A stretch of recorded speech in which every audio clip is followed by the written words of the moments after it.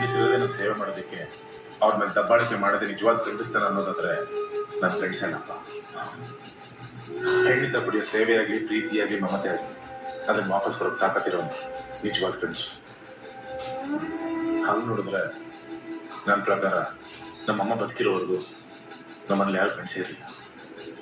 ನಮ್ಮ ದೇಶದಲ್ಲಿ ಅರ್ಧಕ್ಕರ್ಧ ಗಂಡಸರು ಜೈಲಲ್ಲೇ ಇರೋರು. ನೀನು ಅಡತನ ಸ್ವಲ್ಪ ನೆನೆಸ್ಕೊ.